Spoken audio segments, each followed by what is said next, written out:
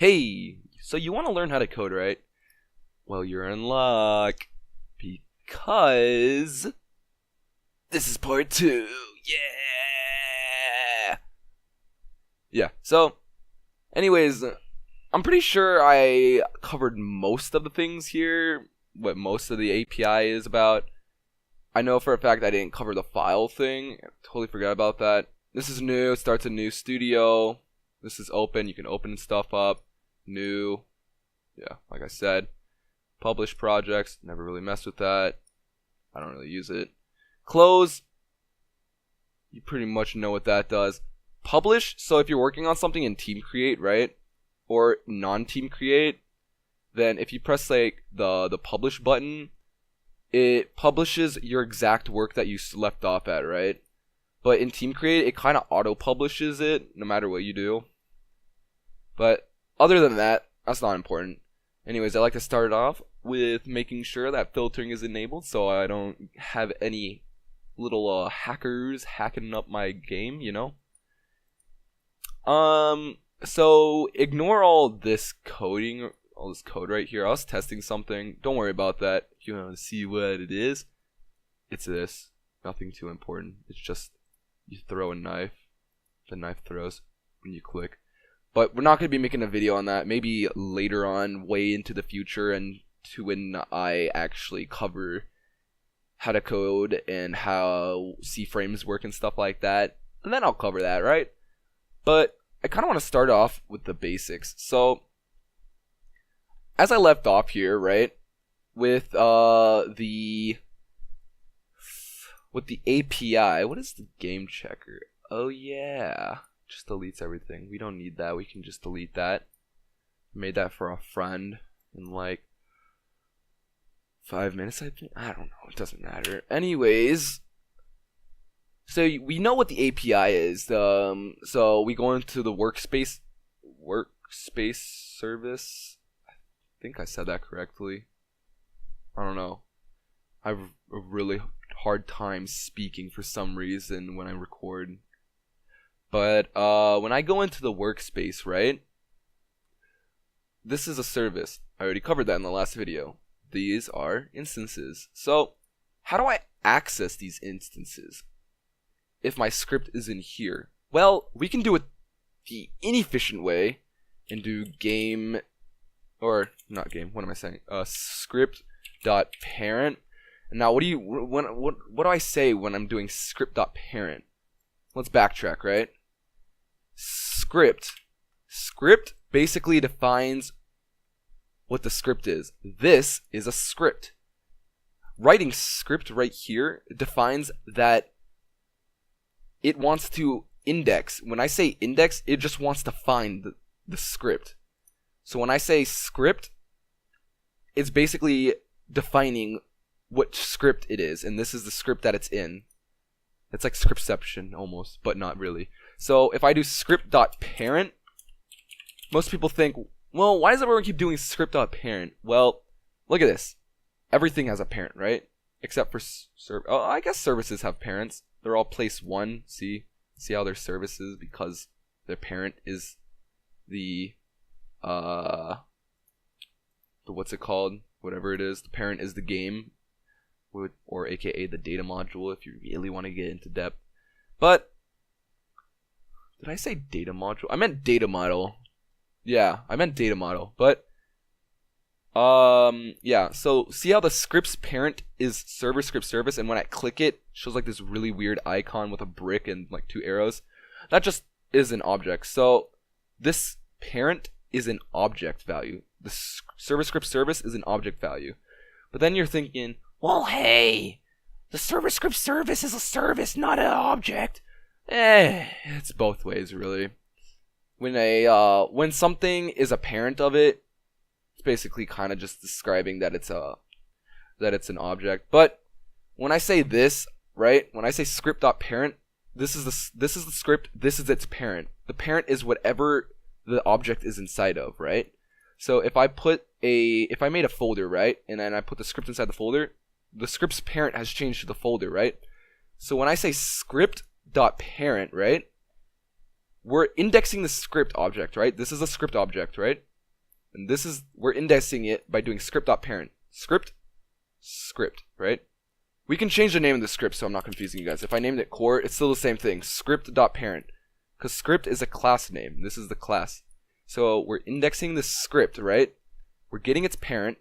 The parent is the folder object. So if we were to actually print, and if you guys don't know what print is, it's the most basic thing there is.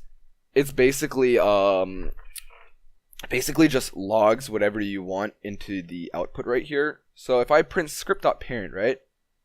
Prints folder, because that's the object. That's the parent. It's printing the script, and it's printing its parent property, right?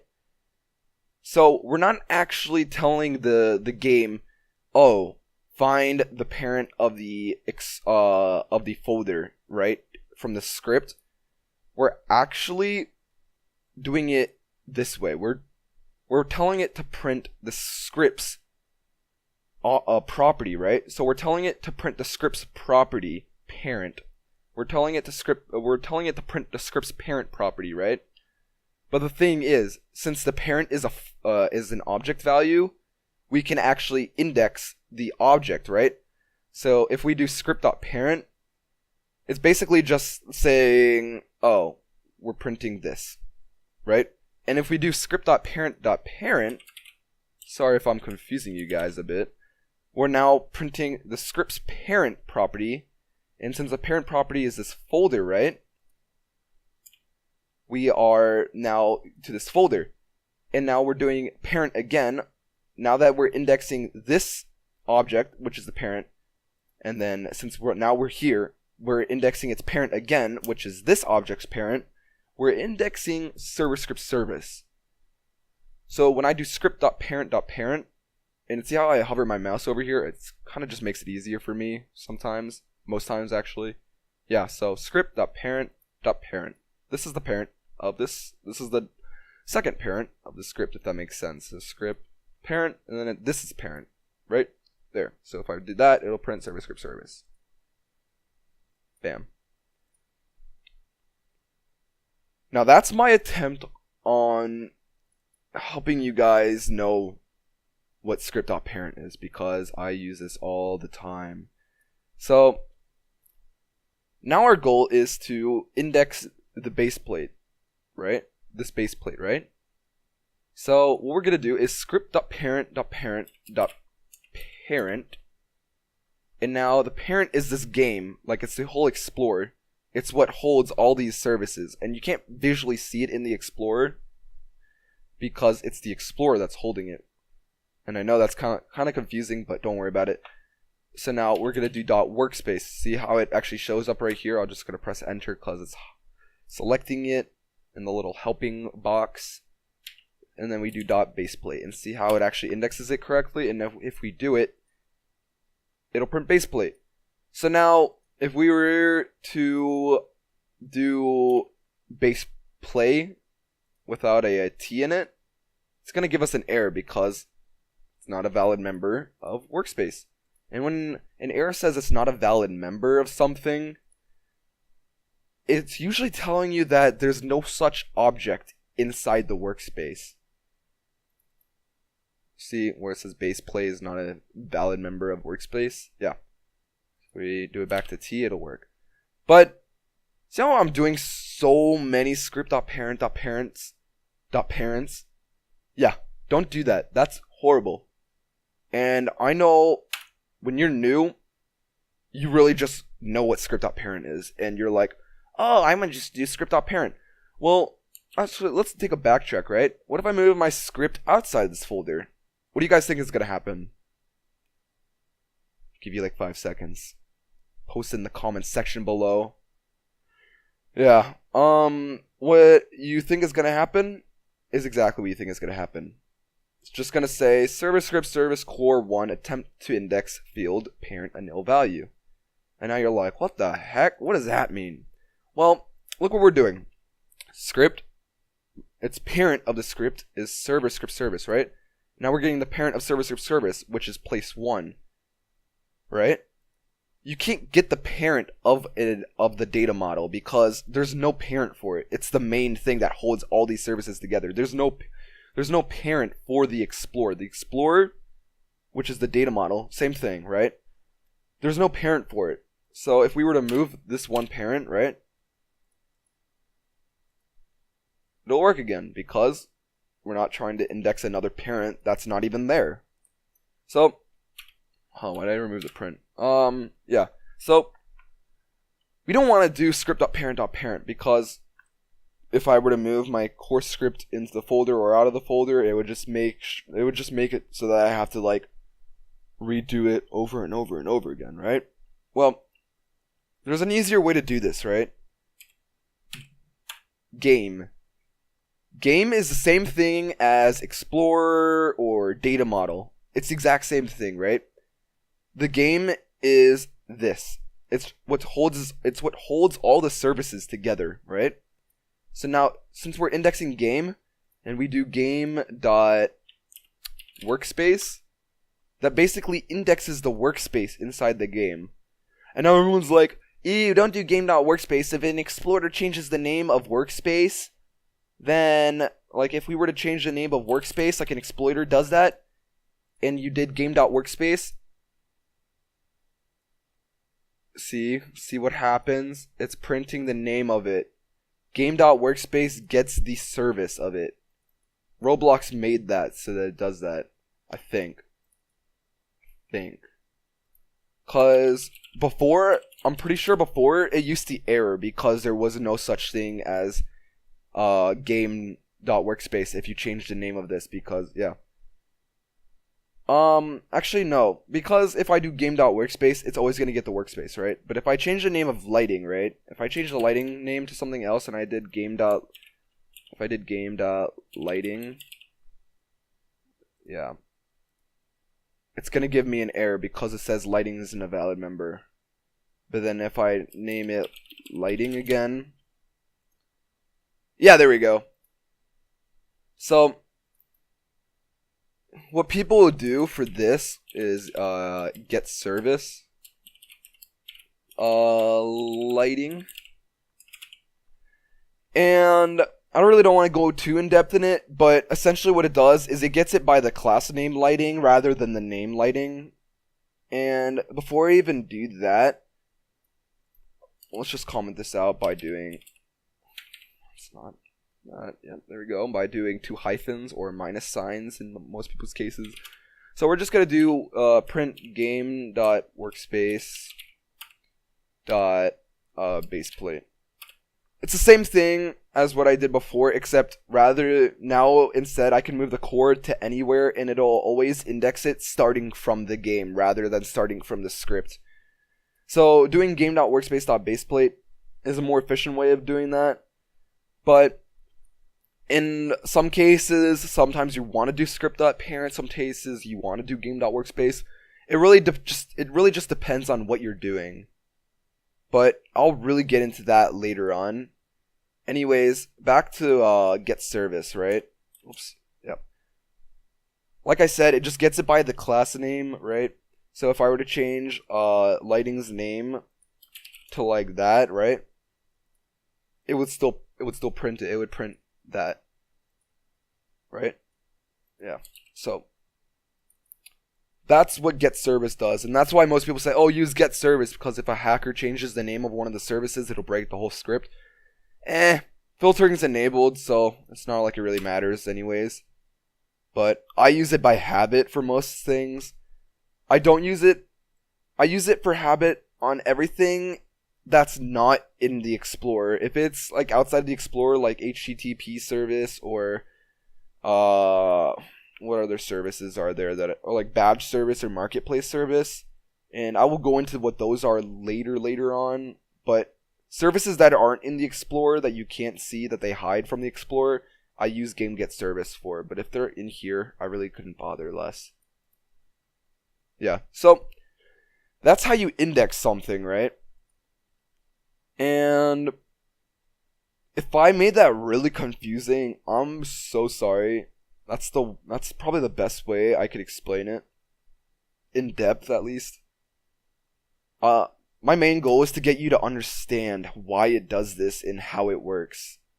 You know, because I don't want you guys remembering, oh, just do game.workspace to get the workspace. I want you guys to know why you have to do game.workspace, because knowing why or just remembering what to do are two different things.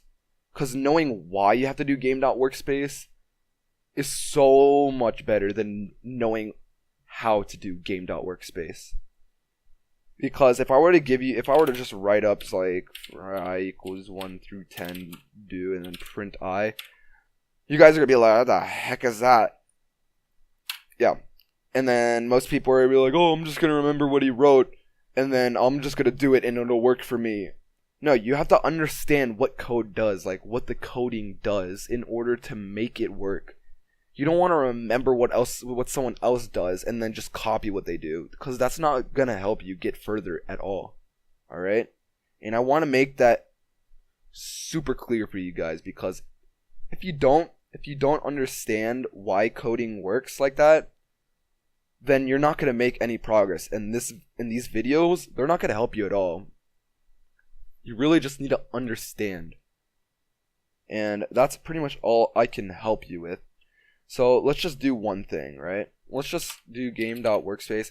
And I don't like doing game.workspace because doing just workspace is the exact same thing. Roblox made that a while back. It's the exact same thing as game.workspace, except I prefer it more. I just use it because it's shorter and quicker to use. Because I can just do workspace like that instantly. Yep. And then if I do workspace.baseplate, that'll index the baseplate. And if you guys, like I said, if you don't know a vocabulary word when I say index or when I say nil or something like that, if you don't know what those words mean, you can Google it, or you can ask me in the comment section below, because I'll be glad to tell you what it means and how it works and what it is. But in this case, indexing means just as you think it means, just to find something, right? So we're going to do workspace.bullets.brickcolor. And see how it gives me all these options right here? See how brick colors right here is an option? It's giving me all of the properties inside the part, right? And then if I add a new part inside of it, if I can find the part, where is the part? Where is a part? We don't know what, we don't need a part. We can just put something random in. Let's just, there, a value. That's not a good one to put in. Bad idea. Let's put a remote event in. Now don't worry about what I'm putting in. I'm just giving an example, right? I can actually, now if I do game.workspace.remote event, it'll actually show this. And this icon means that there's a brick and that there's two things inside the brick. Remote function. So now I've actually indexed this thing inside the base plate. And there we go. Now I can index the remote function. But we don't want that. So we're going to do workspace.baseplate.brickcolor, right? We're going to change this. So see how the brick color is green? We want to change the brick color from bright green to bright red. So we want to change it to this color. So we want to change it from bright green to bright red, right? By doing it in code. This is how you do it. Brick color equals, and then bright red, like that. It's really that easy. Ready? And if I press play, I get an error. And now, that's because I made a careless mistake, and I'm so sorry about that. And this is pretty much what everyone else is gonna do as well if you're doing this. I don't even know why I made that mistake. You have to do brickcolor.new. Bright red, and I'll get into that in a second. So if I press play, bam, turns red. Goes from green, and it turns red as soon as I press play, because the script runs instantly. So why did I just do brickcolor.new rather than just doing the string? Right? Rather than me just, why can't I just do the string, right? Why can't I just put this string into it, right? Look at brick color. It's not a text thing. You can't just like put a name into it and then do it. You can't just click it and then type a name into it. It doesn't work like that. It just brings a palette up, right? And let me change that back, right? Okay, base plate. Control Z. There we go. Why can't I just do string? The reason you can't do string is because the brick color property is not a string. Like, you can't put string into it. It's an actual property called brick color. This is a brick color property. Like I said, brick color, of course, brick color is a property, and if I do .new, it's basically defining a new brick color. So this isn't, I don't know how to put it, but just remember that this is an actual property, like I wouldn't want to call it an object, but more like a value. I would more like call it as a value. So everything has a value. So this is a string value. The name is a string value, which means that it's just a string. It's just text. You can put text into a name, right? Orientation is a vector 3, which means that you can put text into it, but you have to put it with those commas because there's 3 vectors, and vectors are coordinates. And if you don't know what a coordinate is, you'll learn it in math one day. Think in like 7th grade math, you'll learn it. I know for a fact in algebra you'll definitely learn what coordinates are. It really just depends on your math level, but you will definitely learn what coordinates are. And if you don't know what a coordinate are, it's like X, Y, and Z. So X on the coordinate grid, Y on the coordinate grid, Z on the coordinate grid. And it goes like that. That's a vector 3 value. Because if you put like 2 vectors in, it just goes back to 3. So this is a bool value. Bool values are things that you can select. And see how I can't just do workspace.anchored workspace.baseplate.anchored, there we go, equals, I can just do this, right? It's gonna give me an error. It's not gonna give me an error. It's gonna give me an error. It's not gonna give me an error. Cause look, watch, ready? Did it change? Didn't give me an error, but didn't change either, did it?